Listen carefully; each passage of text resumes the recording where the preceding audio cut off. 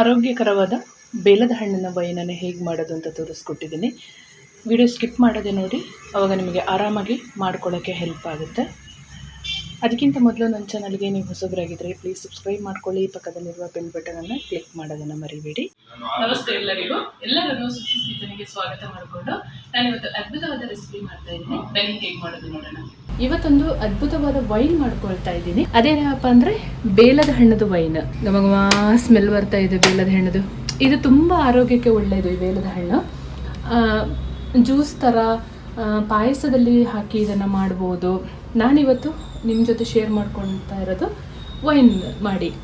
ತುಂಬ ಅದ್ಭುತವಾಗಿರುತ್ತೆ. ಇದು ಹೃದಯ ಸಂಬಂಧಿ ಕಾಯಿಲೆಗಳಿಗೂ ತುಂಬ ಒಳ್ಳೆಯದು ಇದನ್ನು ತಿಂದರೆ. ಮತ್ತು ಹಿಮೋಗ್ಲೋಬಿನ್ನ ಜಾಸ್ತಿ ಮಾಡುತ್ತೆ ಇದು, ಕಡಿಮೆ ಇದ್ದವರಿಗೂ ಕೂಡ. ಇನ್ನು ಅನೇಕ ಥರದ ಆರೋಗ್ಯದ ದೃಷ್ಟಿಯಿಂದ ಇದು ತುಂಬ ಒಳ್ಳೆಯದು. ಇದನ್ನು ತೊಗೊಂಡ್ರೆ ತುಂಬ ಜನರಿಗೆ ಇದನ್ನ ತಿನ್ನೋಕ್ಕೆ ಗೊತ್ತಿಲ್ಲ.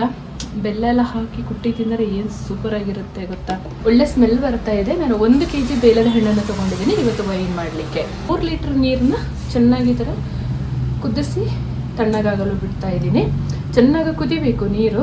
1 kg ಬೇಲದ ಹಣ್ಣದ್ದು ತಿರುಳನ್ನು ತೊಗೊಂಡ್ರೆ 3 ಲೀಟರಷ್ಟು ನೀರು ತೊಗೊಳ್ತಾ ಇದ್ದೀನಿ. ಹಲವಾರು ವೈನ್ಗಳನ್ನು ನಾನು ಈಗಾಗಲೇ ಮಾಡಿ ನನ್ನ ರೆಸಿಪಿ ಚಾನಲಲ್ಲಿ ಅಪ್ಲೋಡ್ ಮಾಡಿದ್ದೀನಿ. ದಯಮಾಡಿ ನಿಮಗೆ ಯಾವುದಾದ್ರೂ ಬೇಕು ಅಂದರೆ ಹೋಗಿ ಚೆಕ್ ಮಾಡ್ಬೋದು. ಲಿಂಕ್ ಕೂಡ ಶೇರ್ ಮಾಡಿರ್ತೀನಿ ನಾನು. ಬೇಲದ ಹಣ್ಣನ್ನು ಕುಟ್ಟಿ ಅದರೊಳಗಡೆ ತಿರುಳಿರೋದನ್ನು ತಗೊಳ್ಳೋಣ.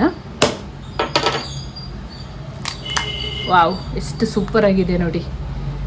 ಈ ರೀತಿಯಲ್ಲಿ ಹಣ್ಣಾಗಿರಬೇಕು ವೈನಿಗೆ ಹಾಕೊಳ್ಳುವಾಗ.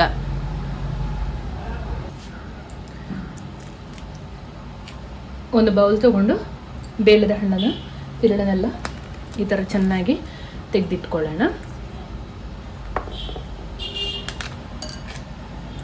ನಾನು ಅಕ್ಕಿ ಒಳಗಡೆ ಹಾಕಿ ಇಟ್ಟಿದ್ದೆ, ಆವಾಗ ಬೇಗ ಹಣ್ಣಾಗುತ್ತೆ ಬೇಲ.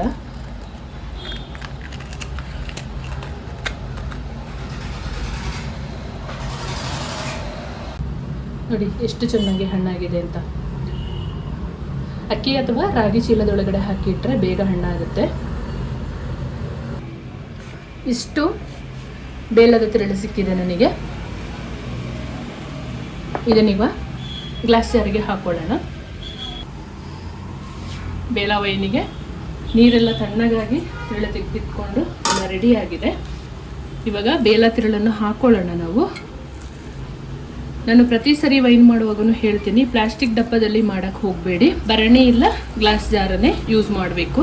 ಭರಣಿನ ಒಂದು ಸರಿ ವೈನ್ ಮಾಡಿದ ಮೇಲೆ ಅದು ಉಪ್ಪಿನಕಾಯಿ ಕೂಡ ಹಾಕೋಬಾರ್ದು. ಇನ್ನೊಂದು ಸರಿ ವೈನ್ ಮಾಡುವಾಗ ಅದಷ್ಟು ಚೆನ್ನಾಗಾಗಲ್ಲ, ವೈನ್ ಹಾಳಾಗುತ್ತೆ. ಸ್ವಲ್ಪವೂ ತಣ್ಣೀರಿನ ತೇವಾಂಶ ಇರಬಾರ್ದು ಯಾವುದೇ ಪದಾರ್ಥ ಬಳಸುವಾಗ ವೈನಿಗೆ. ದಿನಾಲೂ ಇದನ್ನು ಕೈಯಾಡಿಸ್ತಾ ಇರಬೇಕು. ನೀರು ಹಾಕ್ಕೊಂಡಿದ್ದಾಯಿತು. ನಾನು ಫರ್ಮೆಂಟೇಷನಿಗೆ ಈಸ್ಟ್ ಅಂತ ಹಾಕಲ್ಲ. 1 ಇಂಚು ಚಕ್ಕೆ, ಲವಂಗ, ಒಂದು 4 ಲವಂಗ, ಒಂದು 4 ಏಲಕ್ಕಿ ಕಾಯನ್ನು ಹಾಕೊಳ್ತಾ ಇದ್ದೀನಿ. ಒಂದು 2 ಟೇಬಲ್ ಸ್ಪೂನಷ್ಟು ರಾಗಿ ಹಾಕೊಳ್ತಾ ಇದ್ದೀನಿ. ರಾಗಿ ಮೊಳಕೆ ಬರೆಸಿ ಆದರೂ ಹಾಕೋಬಹುದು. ನಾನು ಹಾಗೆ ಹಾಕೊಳ್ತಾ ಇದ್ದೀನಿ. ಒಂದು 750 ಗ್ರಾಮ್ ಸಕ್ಕರೆ ಯೂಸ್ ಮಾಡ್ತಾ ಇದ್ದೀನಿ. ಆಮೇಲಿಂದ ಬೇಕಾದರೆ ಹಾಕೋಬಹುದು. ವೈನಿಗೆ ಯೂಸ್ ಮಾಡುವ ಸೌಟಲ್ಲಿ ಕೂಡ ಒಂದು ಸ್ವಲ್ಪ ನೀರಿನ ತೇವಾಂಶ ಇರಬಾರ್ದು. ಚೆನ್ನಾಗಿ ಒರೆಸಿ ತಗೋಬೇಕು. ನೀಟಾಗಿ ಮಿಕ್ಸ್ ಮಾಡಿ ಒಂದು ಚೀಲದೊಳಗಡೆ ಹಾಕಿ ಡಾರ್ಕ್ ಪ್ಲೇಸಲ್ಲಿ ಇಡುವಂಥದ್ದು. ಇದು 15 ದಿವಸಕ್ಕೆಲ್ಲ ಈ ವೈನ್ ರೆಡಿ ಆಗುತ್ತೆ. ದಿನಾಲು 1 ನಿಮಿಷ ಬಾಯಿ ಮುಚ್ಚಳ ತೆಗೆದು ತಿರುಗಿಸ್ಕೊಂಡ್ರೆ ಆಯಿತು. ಈ ರೀತಿಯಲ್ಲಿ ಟೈಟಾಗಿ ಬಾಯಿ ಮುಚ್ಚಳ ಹಾಕಿ ಇಡೋಣ. 15 ದಿವಸ ಆದ ಮೇಲೆ ನಮ್ಮ ಬೇಲ ವೈನ್ ಹೇಗಾಗುತ್ತೆ ನೋಡೋಣ.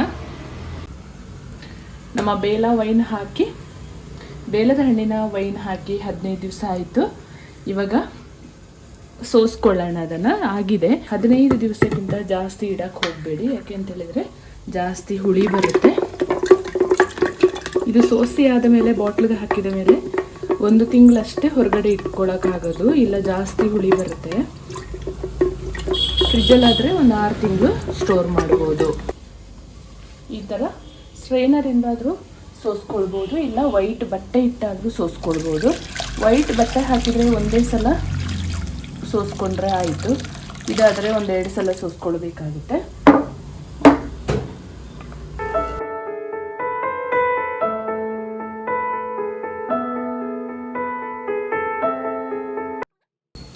ಈ ಹದದಲ್ಲಿ ನೀಟಾಗಿ ಸೋಸ್ಕೊಳ್ಬೇಕು 2 ಬಾರಿ. ನಾವು ವೈನ್ ಹಾಕೊಳ್ಳುವಾಗ ಯಾವತ್ತು ಪ್ಲಾಸ್ಟಿಕ್ ಬಾಟ್ಲಿಗೆ ಹಾಕೋಬಾರ್ದು, ಈ ಥರ ಗಾಜಿನ ಬಾಟ್ಲು ತೊಗೊಂಡೇ ಹಾಕೋಬೇಕು. ತುಂಬ ದಿನ ಸ್ಟೋರ್ ಮಾಡಲಿಕ್ಕೆ ಹೆಲ್ಪ್ ಆಗುತ್ತೆ.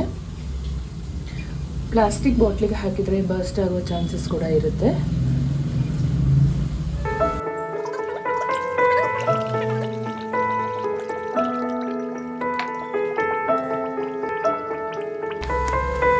ನಮ್ಮ ಬೇಲದ ಹಣ್ಣಿನ ವೈನ್ ನೋಡಿ ಈ ರೀತಿಯಲ್ಲಿ ರೆಡಿಯಾಗಿದೆ.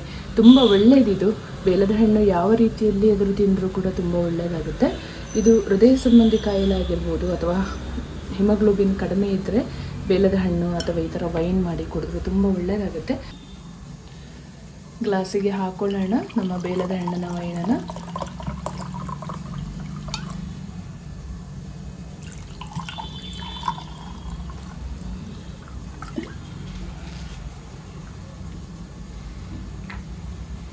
ಆರೋಗ್ಯಕರವಾದ ಬೇಲದ ಹಣ್ಣಿನ ವೈನನ್ನು ಹೇಗೆ ಮಾಡೋದು ಅಂತ ತೋರಿಸ್ಕೊಟ್ಟಿದ್ದೀನಿ.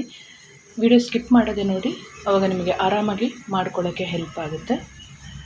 ಅದಕ್ಕಿಂತ ಮೊದಲು ನನ್ನ ಚಾನಲ್ಗೆ ನೀವು ಹೊಸಬರಾಗಿದ್ದರೆ ಪ್ಲೀಸ್ ಸಬ್ಸ್ಕ್ರೈಬ್ ಮಾಡ್ಕೊಳ್ಳಿ. ಪಕ್ಕದಲ್ಲಿರುವ ಬೆಲ್ ಬಟನನ್ನು ಕ್ಲಿಕ್ ಮಾಡೋದನ್ನು ಮರಿಬೇಡಿ. ಮುಂದೆ ಅದ್ಭುತವಾದ ಹೊಸ ಅಡುಗೆಯೊಂದಿಗೆ ಸಿಗ್ತೇನೆ. Thank you for watching.